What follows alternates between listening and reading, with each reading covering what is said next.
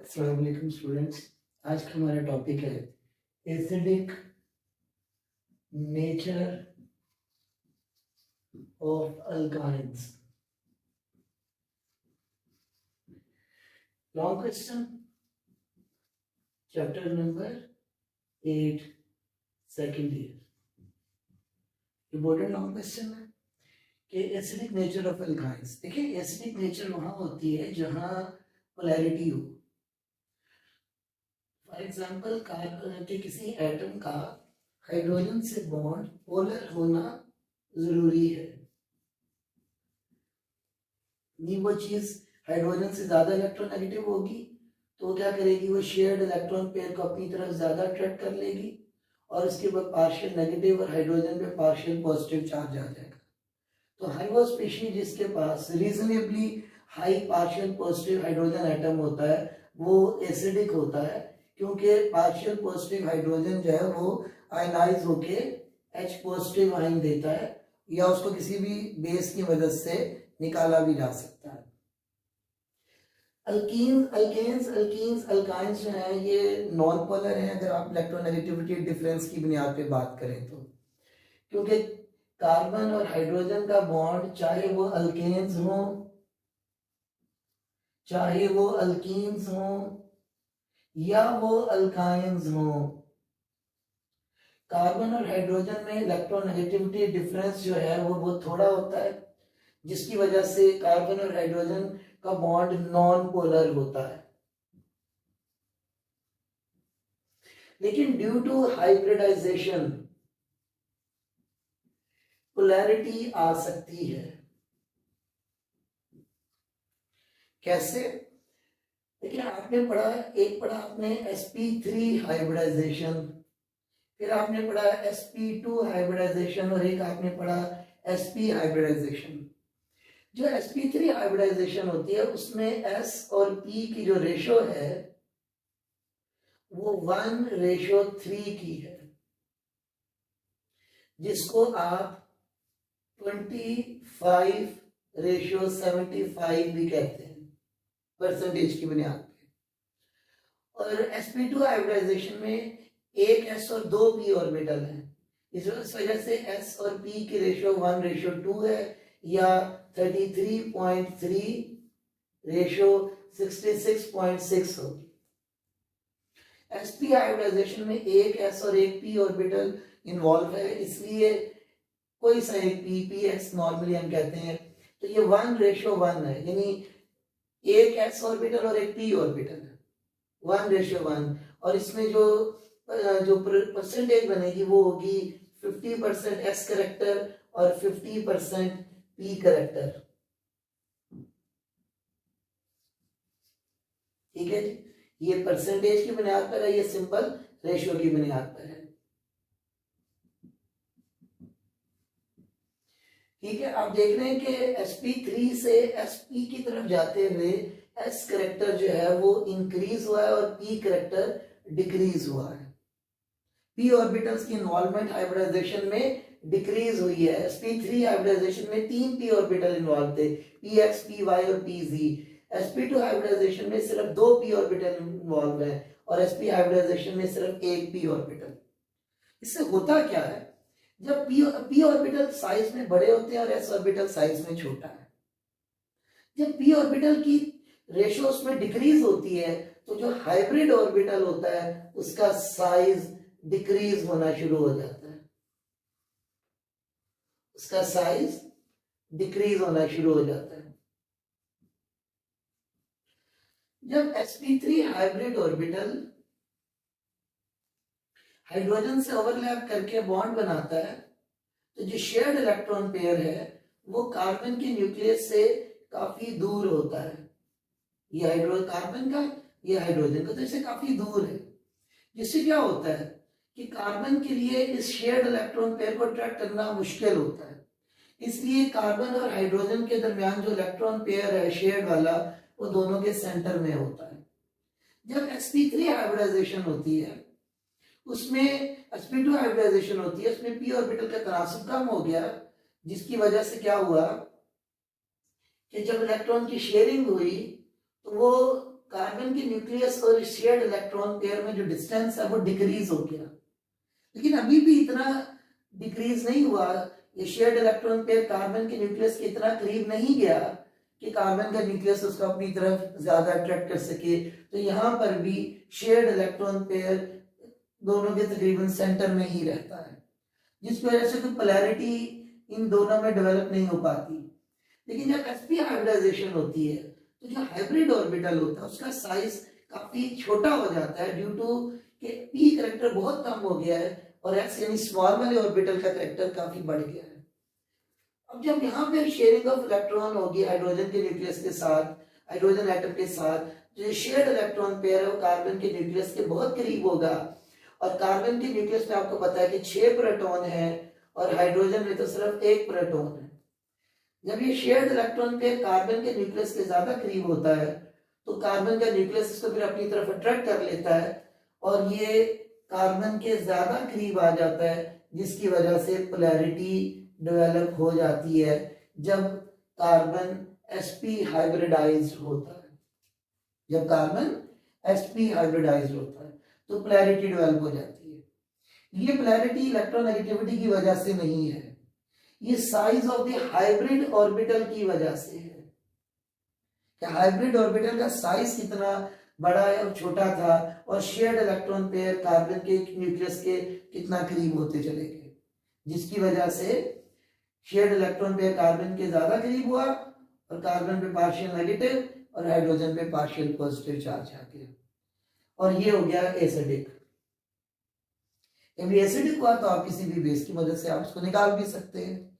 इसको कहते हैं एसिडिक नेचर ऑफ अल्काइंस। जो कार्बन sp3 हाइब्रिडाइज्ड होगा या sp2 हाइब्रिडाइज्ड होगा उसके हाइड्रोजन पे ये पोलैरिटी डेवलप नहीं होगी और वो नॉन पोलर होंगे और एसिडिक नहीं होंगे।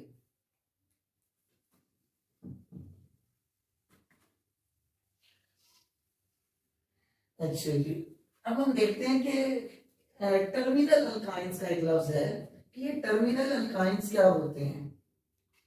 टर्मिनल अल्काइंस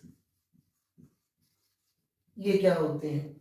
टर्मिनल अल्काइंस वो होते हैं जिसमें जो ट्रिपल बॉन्ड है वो किसी एक एंड पर होता है या इधर हो किसी एक एंड पे हो, टर्मिनल पे हो, उसको कहते हैं टर्मिनल अल्काइंस। और टर्मिनल अल्काइंस होंगे तो उनके पास एसिडिक हाइड्रोजन होगा, क्योंकि अगर टर्मिनल अल्काइंस नहीं है कि ट्रिपल बॉन्ड जो है वो सेंटर में कहीं पे मौजूद है, ये सेंटर के थोड़ा सा इधर उधर है, तो उसके पास तो हाइड्रोजन ही कोई नहीं होगी, नो हाइड्रोजन, उसके पास हाइड्रोजन ही कोई नहीं होगी, क्योंकि 3 बॉन्ड तो इस कार्बन से बना लिए, चौथा इससे बना लिया। तो ऐसे अल्काइंस में sp हाइब्रिडाइज्ड कार्बन होने के बावजूद कोई एसिडिक हाइड्रोजन नहीं होता।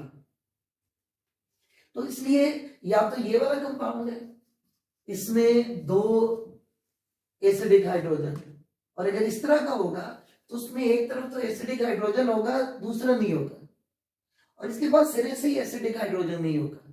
इसमें तो आपकी sp हाइब्रिडाइज्ड कार्बन किसी भी हाइड्रोजन से अटैच ही नहीं है, उसने अपनी चारों वैलेंसीज कार्बन के साथ पूरी की हुई है, एक ट्रिपल बॉन्ड बना के और एक सिंगल बॉन्ड बना के।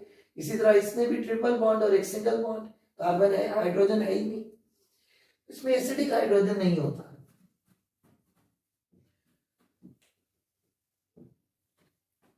तो हम इस मेथड से ये भी चेक कर सकते हैं कि हमारा अल्काइन जो है वो टर्मिनल अल्काइन है या नहीं। फॉर एग्जांपल मेरे पास ब्यूटाइन हो, अब ब्यूटाइन तो 2 तरह की होती है, एक ये वाली होती है जिसमें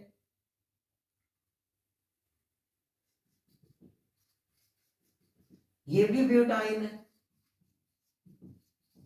और इसी तरह CH3 C triple bond C CH3 ये भी ब्यूटाइन है, ये दोनों ब्यूटाइन है।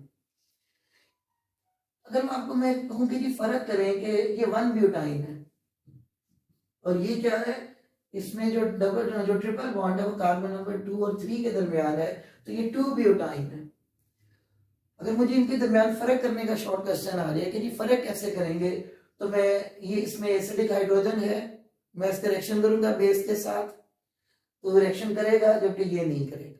इसमें एसिडिक हाइड्रोजन ही नहीं है क्योंकि ट्रिपल बॉन्ड टर्मिनल पोजीशन में नहीं है, यहाँ टर्मिनल पोजीशन पे है। तो इसी तरह कोई भी दो अल्काइंस जिनमें ट्रिपल बॉन्ड की पोजीशन जब टर्मिनल है या नहीं है वो जज किया जा सकता है एसिडिक नेचर ऑफ अल्काइंस के जरिए, यानी रिएक्शन करें किसी भी बेस से।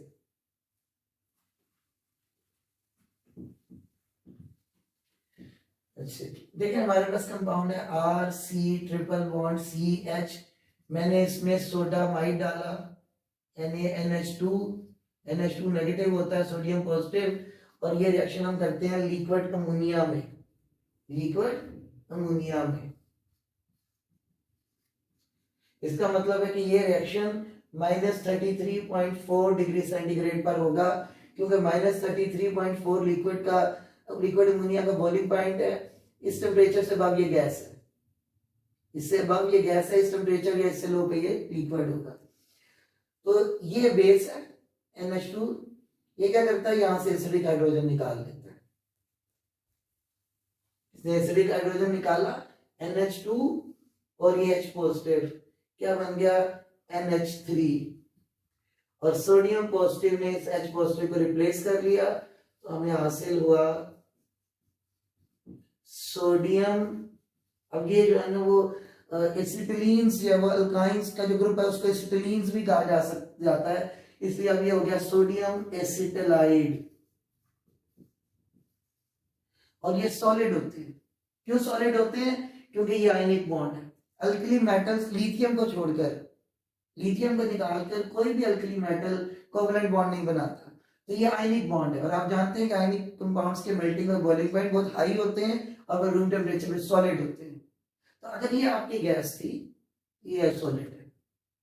इसका फायदा ये होता है कि आपको अगर कोई चीज गैस चाहिए तो उसको स्टोर करने के लिए सिलेंडर चाहिए, और उसको जब आपने यूज करना है तो वो उसको रिएक्शन फ्लास्क में ट्रांसफर करना वो प्रॉब्लम है। लेकिन अगर सॉलिड चीज है तो इजीली यूज की जा सकती है। ओपन भी पड़ा हो, आयनिक कंपाउंड है, ओपन भी पड़ा हो तो सेफ है, कुछ कोई रिएक्शन नहीं होगा, और शेल्फ लाइफ इसकी ज्यादा होती है। सिलेंडर की जरूरत नहीं पड़ेगी आपको। इसको वापस कन्वर्ट किया जाता है रिएक्शन से पहले, तो अभी हम देखेंगे कि कैसे कन्वर्ट करते हैं, लेकिन उससे पहले हम कुछ और एग्जांपल देखें एसिडिक नेचर ऑफ अल्काइंस की। ये वाइट सॉलिड है, तो CH triple bond CH plus 2Na।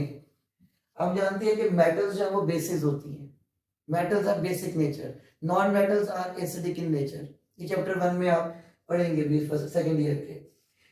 Sodium ने क्या किया, यहां से H पॉजिटिव हटाया, ना सिर्फ हटाया बल्कि उनको अपना इलेक्ट्रॉन भी दिया, और पॉजिटिव से वो एटम में चेंज हुए, और दोनों H एटम मिलके क्या बना दिया उन्होंने, hydrogen gas.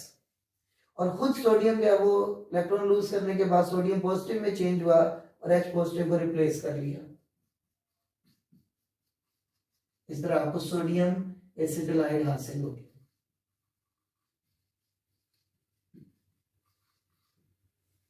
White solid, white solid. अच्छा जी, इसी तरह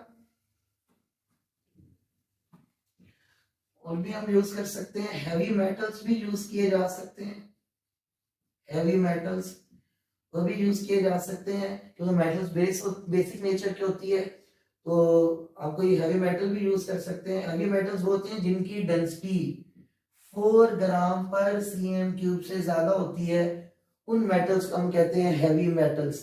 जैसे आयरन की डेंसिटी 7.3, मरकरी तकरीबन 13 से ऊपर है, तो अल्कली मेटल्स जो होते हैं उनकी डेंसिटी 1 से कम है, वो हैवी मेटल्स नहीं है। जिनकी डेंसिटी 4 ग्राम पर cm³ से ज्यादा हो वो हैवी मेटल्स हैं। CH triple bond CH plus Cu2 Cl2, ये क्यूप्रस है। क्यूप्रस क्या होता है, कॉपर +1 क्यूप्रस कहलाता है। यहाँ पे कॉपर +1 है, प्लस 2 अमोनियम हाइड्रोक्साइड, यानी हमने बेस यूज किया यहाँ से H निकालने के लिए, तो 2 अमोनियम हाइड्रोक्साइड है, मतलब 2 OH मिलेंगे। एक वो इस H पॉजिटिव को निकालेगा, दूसरा इस H पॉजिटिव को, तो ये बन जाएंगे दो वाटर मॉलिक्यूल। क्लोरीन और ये अमोनियम, दो क्लोरीन है यहाँ पे, दो अमोनियम है, मिलके बन गया अमोनियम क्लोराइड। अब क्या रह गया, ये रह गया, इसके H निकल गए हैं, और ये दो कॉपर हैं जो +1 वाले हैं, एक कॉपर +1 इधर, एक इधर, तो कॉपर एसिटलाइड, कॉपर एसिटलाइड, ये रेडिश ब्राउन कलर का होता है, रेडिश ब्राउन कलर है इसका, सॉलिड है ये भी। इसी तरह CH triple bond CH plus 2AgNO3 plus ammonium hydroxide, base use किया, दो अमोनियम हाइड्रोक्साइड है, दोनों के पास दो OH है वो इधर से H पॉजिटिव निकालेंगे वाटर की शक्ल में, प्लस नाइट्रेट और अमोनियम, दो नाइट्रेट है और दो अमोनियम है, अमोनियम नाइट्रेट बन गया, फर्टिलाइजर अमोनियम नाइट्रेट, वो एक्सप्लोसिव भी है लेकिन फर्टिलाइजर के तौर पर भी यूज होता है। और इन दोनों H पॉजिटिव की जगह ये दो सिल्वर आ गए और सिल्वर एसिटलाइड बन गया। ये वाइट सॉलिड है, वाइट सॉलिड सिल्वर एसिटलाइड। तो हमने इस तरह हमने चेक किया, हमने गैस को सॉलिड में चेंज कर लिया और हमने ये भी चेक कर लिया कि इसमें ट्रिपल बॉन्ड है और उसकी पोजीशन टर्मिनल है या नहीं है। और दूसरा हमने सिलेंडर के बगैर एक कंपाउंड को सॉलिड बना के स्टोर कर लिया। जब हम चाहेंगे तो हम इनको दोबारा, इन एसिटलाइड्स को दोबारा कॉरस्पॉन्डिंग अल्काइंस में चेंज कर लेंगे। कैसे? Bye reacting them with a strong acid. तो इस्तेमाल करते वक्त हम क्या करते हैं, इनको वापस कन्वर्ट कर लेते हैं।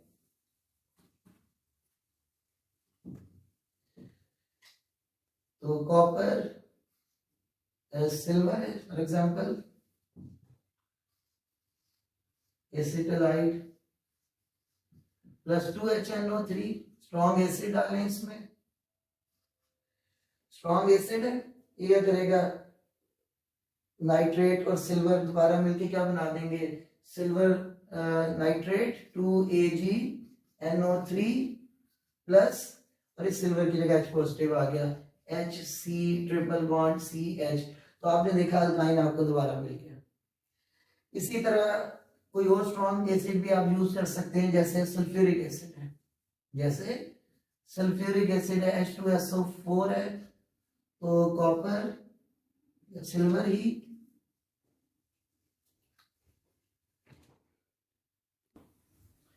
तो इसी तरह सिल्वर एसिटलाइड को सल्फ्यूरिक एसिड से रिएक्शन करके भी दोबारा अल्काइन में चेंज किया जा सकता है। सल्फेट और सिल्वर रिएक्शन होते हैं एफिनिटी पे, ठीक है। अगर एसिड का बेस नहीं तो एफिनिटी, स्ट्रॉन्ग एफिनिटी किसके साथ है, तो सिल्वर मेटल है, ये सल्फेट आयन के साथ मिलके बना देगा सिल्वर सल्फेट। इस तरीके से हम दोबारा अल्काइंस रिकवर कर सकते हैं। तो ये था जी acidic nature of alkynes. Important long question है, इसलिए इसको ज़हन में रखना है आपने। अल्लाह हाफिज।